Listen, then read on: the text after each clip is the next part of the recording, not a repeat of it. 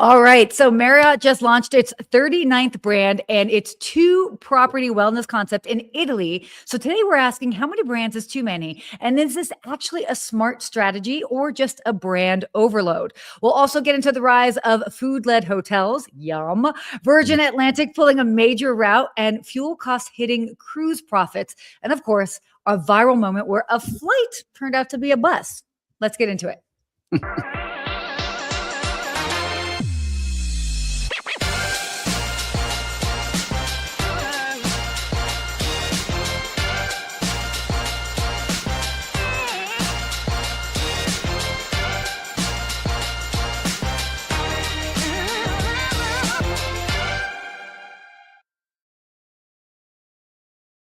That intro music gets me every time. Good morning.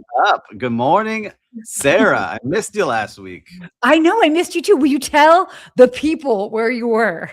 Oh, I was cruising the high seas on Royal Caribbean's Wonder of the Seas and was working on this beautiful golden cookie tan I have working right now. I'm jealous.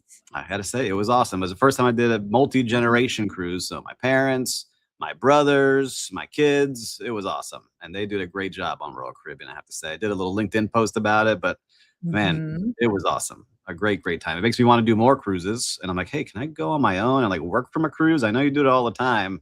Yeah. I'm going to try to figure it out. The port's less than a mile from where I live. So I'm going to try to figure this out. You could walk there. I could. I was thinking, like, man, traffic's pretty bad. I may just have to like just roll down the street with my carry-on and hop on the next Royal Caribbean.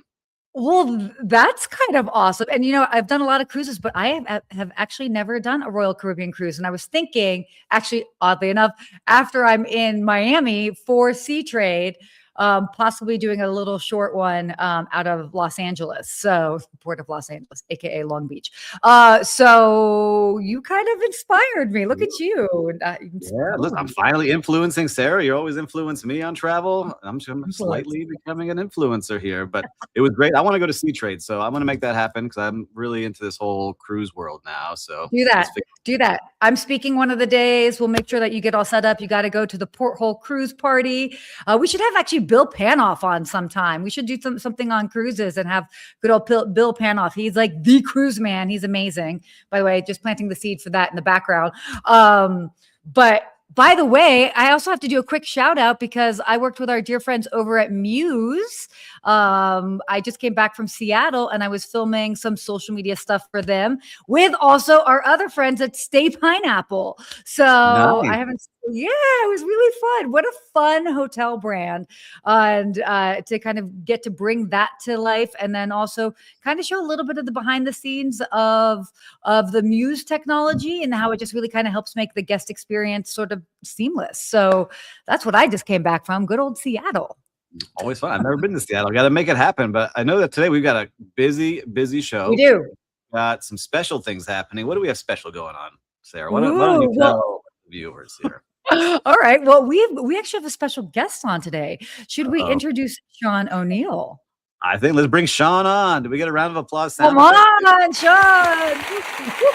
I love it. You weren't expecting that this morning, were you, Sean? I wasn't. I need to get a hype song, some sort of power rock. Yeah. Oh, I love that. So for those for him. Yeah. So Sean, behind so many of our great stories, and actually why we have him on today is actually, sort of our first story that we're going to be doing a dive into. But again, Sean, thank you so much for joining us. I know that you are certainly busy. You've got a lot of work ahead of you. Yeah. No, Sarah and Steve had long time listeners, first time visitors. So I really appreciate you having me on today. That's great. Fun.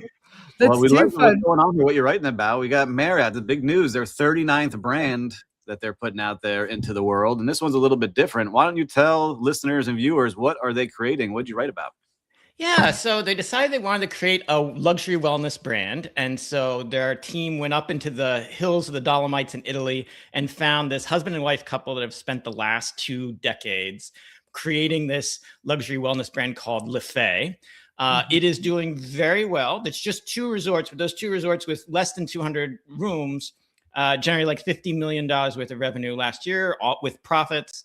And so Marriott is now going to start. They created a joint venture with this Liali family, and that joint venture's hotels are going to appear on Marriott's site and app. And they're going to try to scale this up globally. So I think it's really exciting to get that cool luxury wellness into the portfolio. Yeah. I like that. I think this is unique because it's not another soft brand that they're putting out into the world, right? It's not like, oh, let's create a soft brand and collect as many hotels. This is like, we found this ultra unique property. And I was looking at the website, listen to views. If you haven't, make sure to check out what they're doing at Lefay because it's beautiful. And I saw that there was also the family that sold Lufthansa Airlines, like they built and sold Lufthansa. So they know how to build a brand, right? I'm sure that's what Marriott saw as well. Yeah, they built an airline called Air Dolomiti and sold it to Lufthansa. And then they used that cash to help create this new brand, Lefay. And it has like a Michelin star restaurant in the Michelin Keys. It's got very good DNA. And so just to your point, Steve, I agree. Like they didn't like go out and say, okay, we need to tick the box on wellness and let's have Ritz-Carlton wellness and just have like a big spa on Ritz-Carlton and call that a brand. Instead, they went out to these people who really tried to understand the micro segmentation here and deliver something special. Yeah. What I'm loving about this is that it is something that they've tapped into something that's already kind of there. And it's interesting because there's actually another hotel brand that's kind of done something similar in that region. So I think it goes to show you that, brands are looking at it a little bit differently and more strategically. And I also love that they're tapping into these, it's like family designed, family run. And that brings a very different and intimate experience compared to just a boutique brand, which, by the way, not just a boutique brand. We all, we're definitely fans of boutique hotels, but this is taking it to that next level. And I love that they're kind of bringing it into the ecosystem. And again, for those, Marriott fans that have all their points, and it's a great way that they get to explore, right? I mean, that's the point of it, isn't it? Yeah, I think it is. So Sean, where do you see this brand kind of competing? When you're writing about this and kind of doing the background, where do you see this brand fitting in the world of Marriott? Yeah, so I think it's the luxury wellness segment. So the only sort of like comparable is like Hyatt has its Miraval sort of brand, which is more on the all-inclusive side, and then Minor International has Anantara, which has sort of like a major wellness component.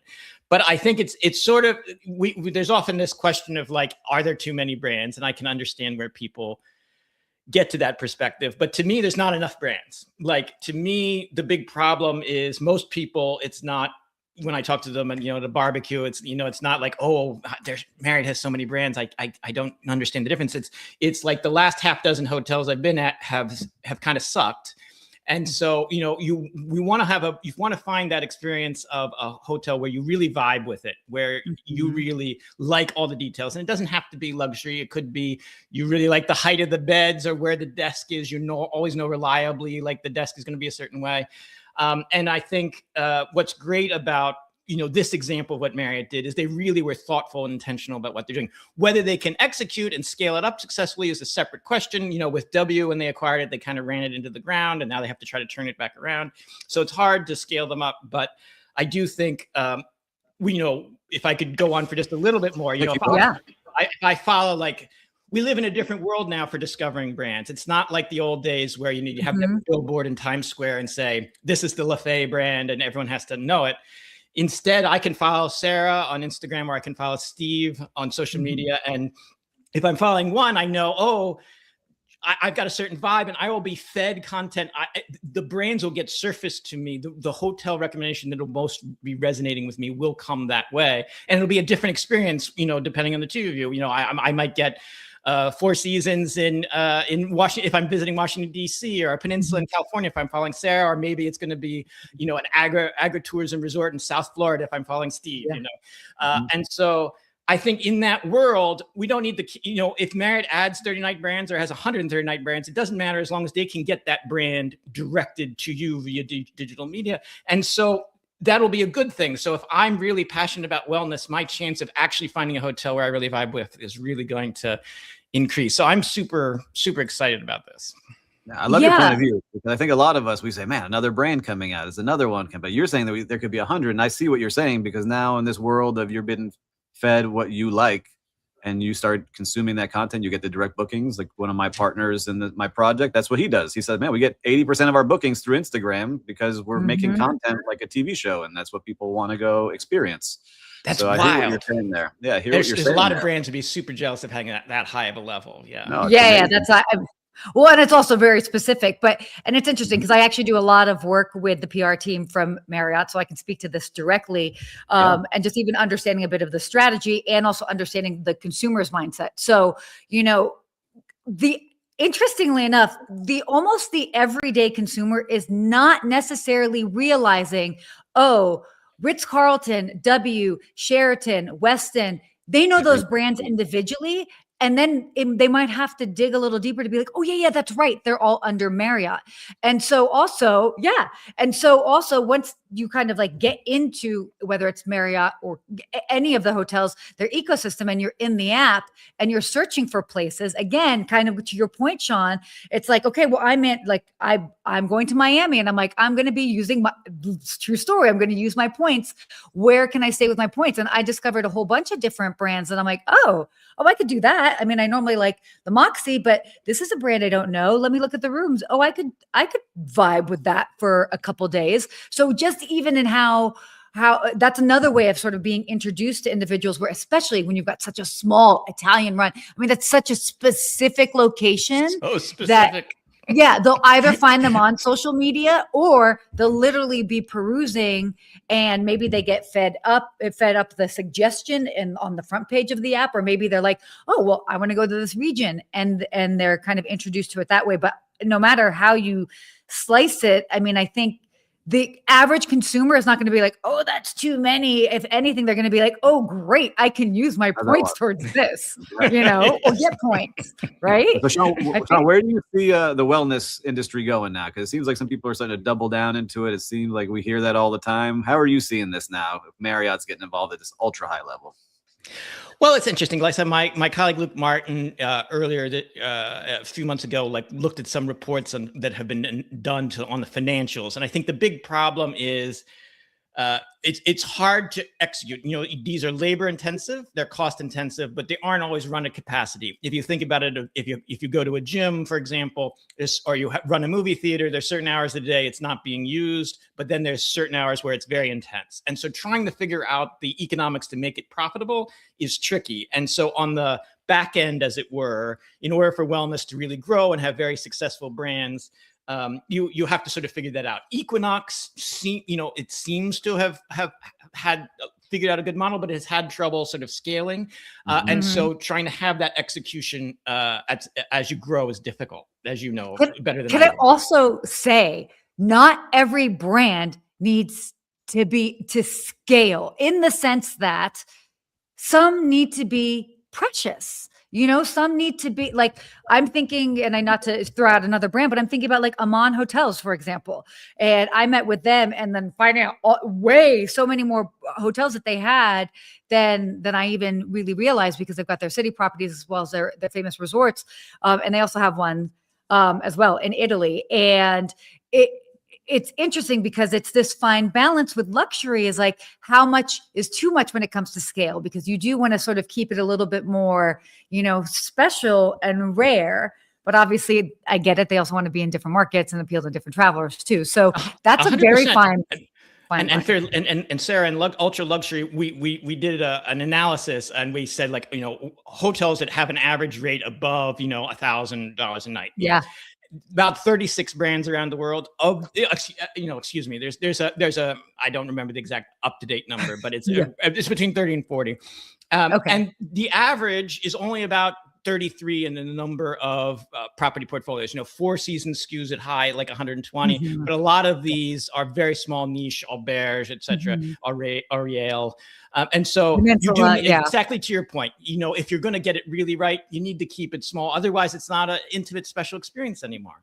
Yeah, exactly. And there's also a little bit of that, like FOMO. And I feel going back to what you were bringing up with Equinox, there was definitely that element of it when they started even just as a gym. It was like, oh gosh, there aren't that many. Like, oh, if there's one in your area, I have to join and be exclusive because we have one in like Los Angeles, New York, Miami, but they might not have it in like Dayton, Ohio. Nothing wrong with it, but that's an example, So yeah, so there's this get all the hate mail from Dayton. Thanks, Sarah. Not everyone's gonna write from Dayton. Nothing but mad love. I've actually even never been there. I was there. Well, Sean, I know you have to run. I figure, what's one thing that we should know from this? What should we take away from what Marriott's doing here? What do you think? I think they have they are leading in luxury right now compared to all the other hotel groups, both in terms of property count and in terms of number of brands and in their effort to grow. Hyatt is like up and comer, but Hilton needs to sort of like improve its ground game if it wants to stay competitive. So. Ooh, well, you heard it here first. That's excellent. Couldn't agree more. Well said. Well, Sean, thanks so much for joining us. You're welcome back here anytime. I love having you here. And hopefully Thank you, Steve. Hang the entire time. It would be awesome. Exactly. Please come back anytime. Next time we'll another great breaking story. We'll definitely be sure to have you on. So, but we know you got to get going because you got more work to put out there. He's got breaking news to cover. Very cool. Good luck with the rest of the show. Take care, guys. Bye. Thank you.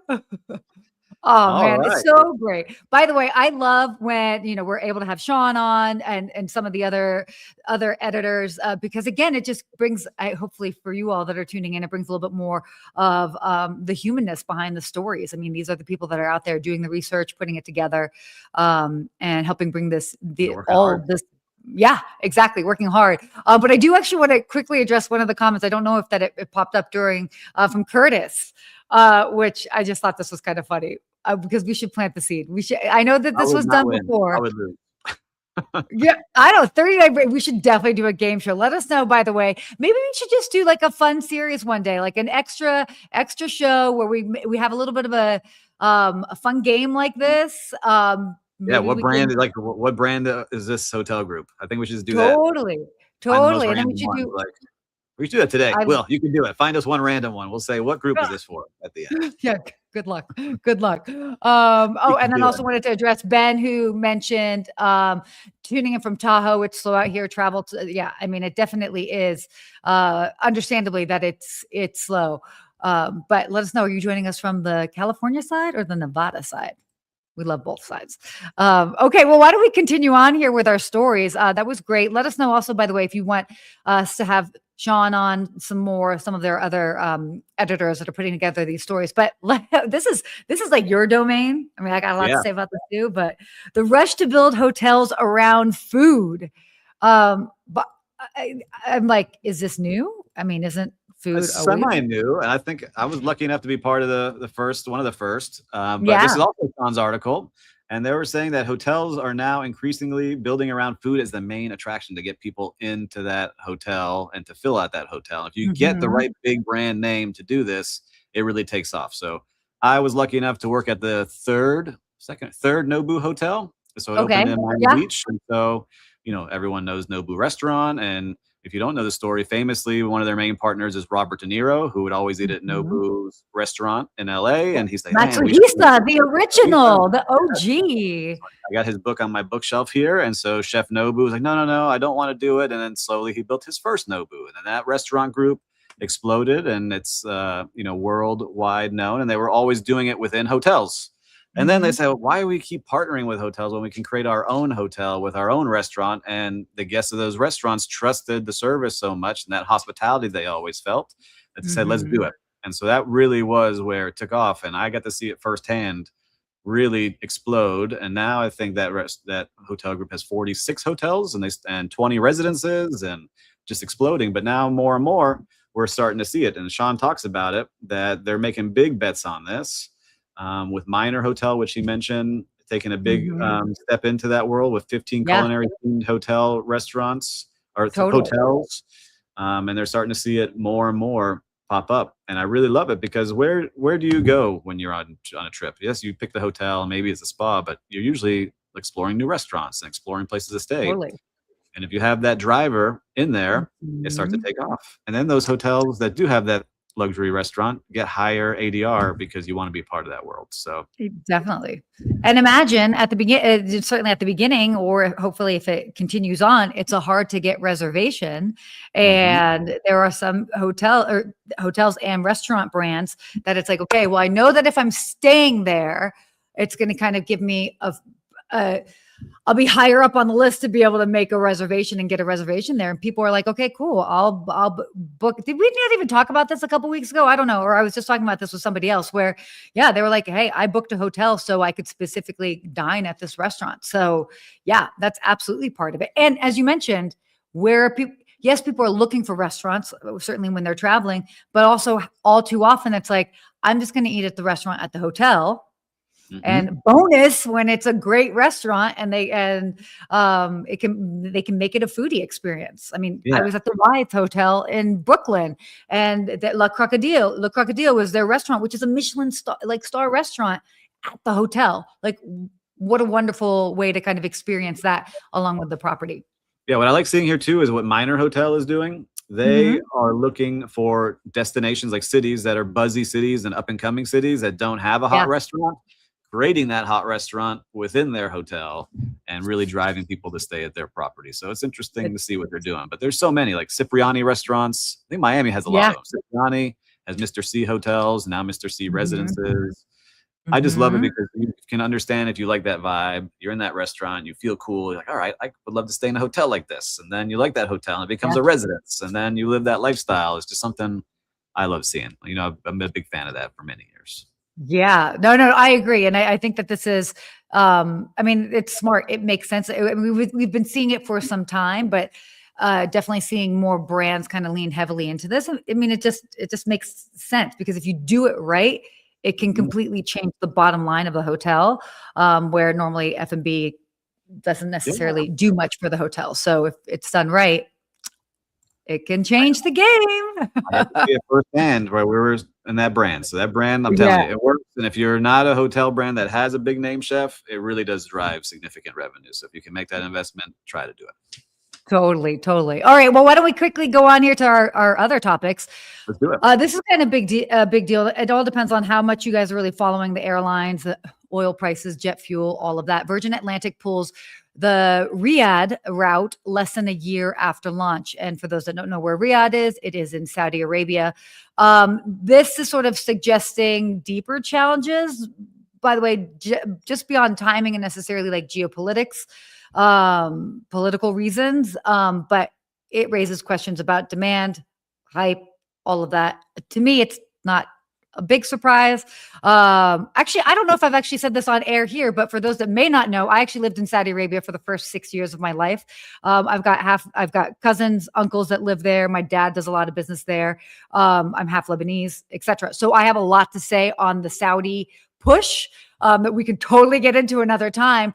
But this to me is not surprising. I feel like there's a lot built into like the hype. And definitely Saudi wanting to make themselves the next Dubai. And I personally believe that there are some challenges to that. Do they have the money to make things amazing and incredible and mind-blowing? Absolutely. But again, it's still convincing the everyday traveler, or not even the everyday traveler, those of a certain cash flow, that this is like the next place to go to. So yeah. Interesting. I don't know. Do you have any thoughts on that before I go off on my whole thing? It triggered a whole, I'm here in Miami. They're making a big push here to make people want to go there. And like, there's a big racing boat series called E1 that Mark Anthony and Will Smith and Rafa Nadal own the boats. And it's all sponsored by Saudi Arabia. And they made sure it was well known. This is a Saudi Arabian sponsored event, and they handed out all their gear and things like that. So people want to go there. They want people to go there, but it's not on my list to go, hey, let's shoot on over to Riyadh and see what's going on. But interesting. So case in point. So I learned a couple of things from this. So that I feel like the average American's viewpoint is not like, that's not really high on my list.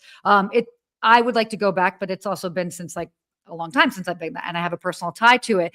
But I love their play. Because they have deeper pockets than many other parts of the world. They're like, well, if we can help fund these awesome events, you're going to go because you want to go to that event. And then that's going to be your sort of like introductory experience to it. And then hopefully you'll be like, oh, I'm going to come back and explore a different part of the country. So, I mean, no shame in that game. That makes a lot of sense. And it's a smart way to kind of attract new travelers that might have a different notion as far as what Saudi Arabia might be like. And they're like, no, we're cool. Come join, come hang. So, but again, but you're not canceling flight routes if you're making money. So no, correct. You're not. And that's where I think it's a myriad of reasons. I think obviously like the hype around it. But then, I mean, look, and it's tough out there right now for the Middle East. Not a lot of people are going to, I mean, I was supposed to be going in 3 weeks because I was going to go to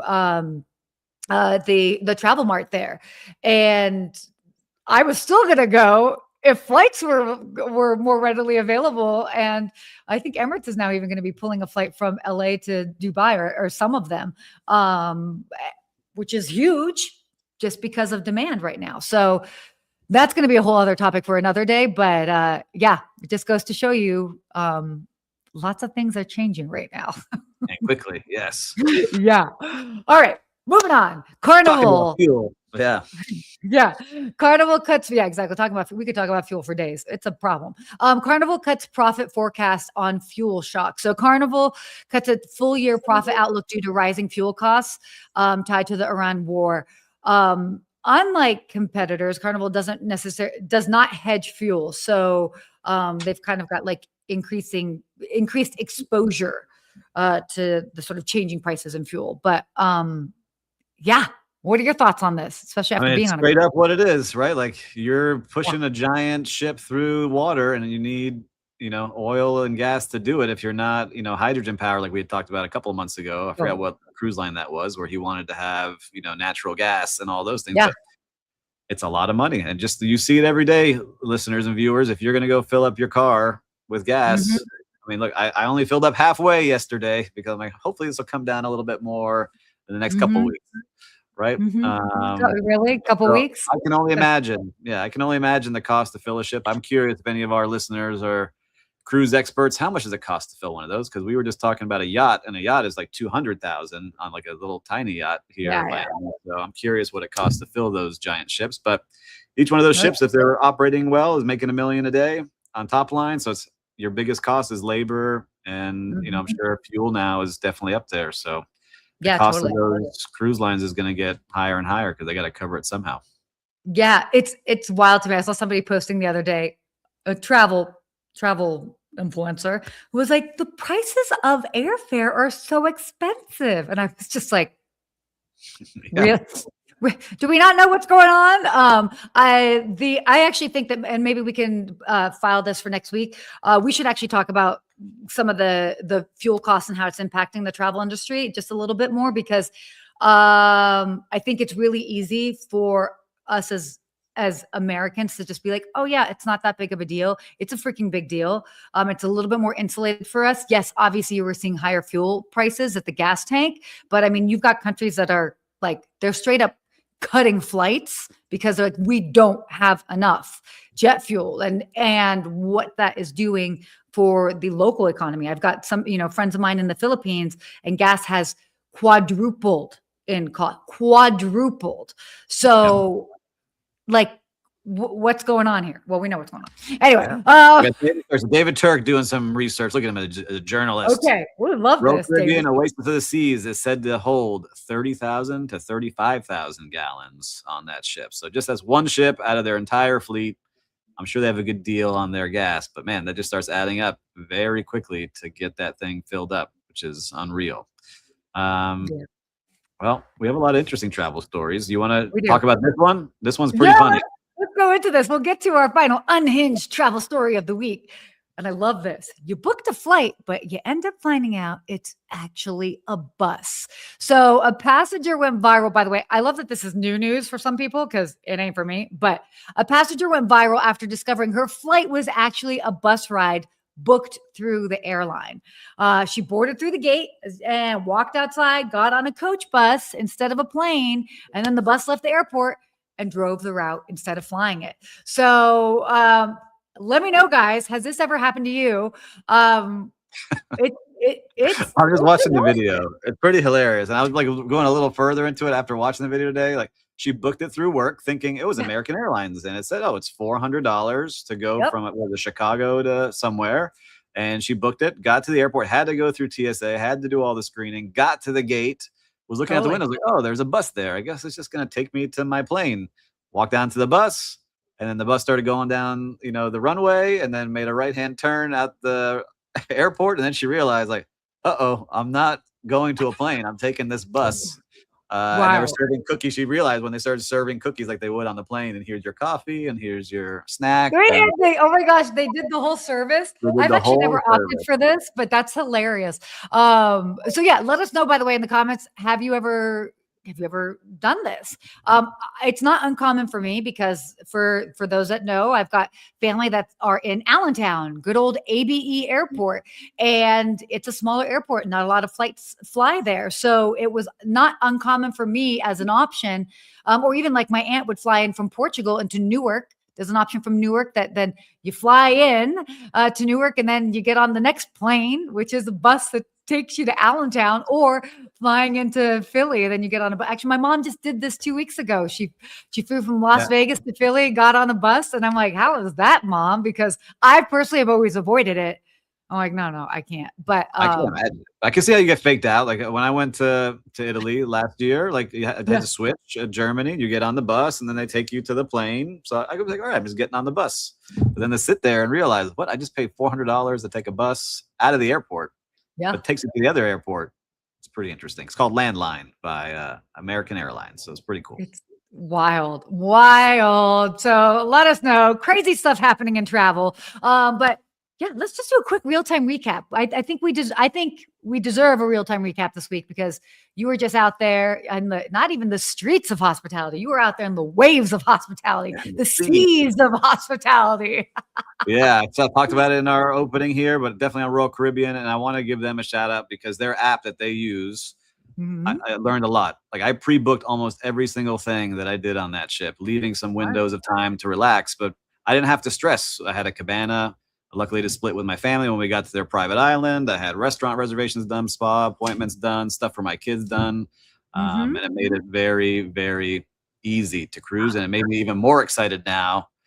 How many times I go on the water slide? I was on that water slide 7 or 8 times. My brother David, who was just commenting, went on with my daughter 100 times.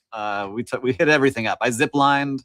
I did all. I love it. Oh, it sounds like a proper family vacation, and I love that you were able to have your parents on, your kids on, like the whole fam. Yeah, one of the ports we didn't even get off at Nassau. I've been there many times, so we just stayed on the ship and enjoyed the ship while everyone was out there running around. So for me, Royal Caribbean, big fan. I'll be out there again soon. Hopefully, I think Alaska is what I want to do next. So I'm looking for that. Yeah, definitely do that. Highly recommend that. All right, cool. Well, I mean, again, like I kind of mentioned it at the beginning, but definitely worthy of mentioning again. Got to stay at a Stay Pineapple Hotel, the Maxwell in Seattle. And this is my second time staying at Stay Pineapple. First time was in 2019, and I didn't even know the brand. And I gone to San Francisco to go on a cruise, actually, a Royal Caribbean cruise. Not Royal Caribbean, sorry. Oh my gosh. It'll come to me. She's losing it, people. She's losing it. I'm losing my memory. A celebrity cruise. So, but it's such a fun brand. Like they really are playful. And that's, to me, is just such a great reminder of just the fun that you're able to have with boutique hotels. We're also, I'm not sure if you know Dina from Stay Pineapple, but I mean, we should probably have her on. Dina's amazing. She really gets the guest experience. And what I love about what they do is they give so much ownership to the employees and the staff that work there that, they have actually, in essence, they have an unlimited budget to do something to fix or to wow guests. And she says, she's like, nobody's ever done anything so outrageous that we've had to put a cap on it, which I think is really interesting to see. But again, the Maxwell, wonderful, fun property. They've got their afternoon delight where they come out with these pineapple cookies, and it's fun. And then in the room, they have this whole get naked theme where they've got their bathrobes and they have 2 separate beddings for both sides of the bed. So couples sleeping in beds can have their own comforter. So there's no like tugging at the comforter. I mean, again, it's just fun. And it's also family friendly and very much kid friendly too. So I love that they're able to play into like the cheeky side of things, but then hopefully that goes over the heads of some kids. But it's great. So big fan of the brand. All right. Shout out Stay Pineapple. I got to check them out. Yeah, definitely. Wow. Wow, we flew by. We went over our time. We had a special guest today. We caught up on everything quickly. Some great stories. And listen, listeners and viewers, we thank you very much because I see you all sharing and commenting and reposting. We love seeing that. And if you haven't done that yet, take the time, pause this, send this podcast or video to someone. They're going to appreciate it. And again, I always say, if you haven't subscribed yet, why not? It's free and it helps us. Make sure you don't get anything for free in life. So make sure to subscribe to us. And then listen, until next week, what do we say, Sarah? Stay hospitable.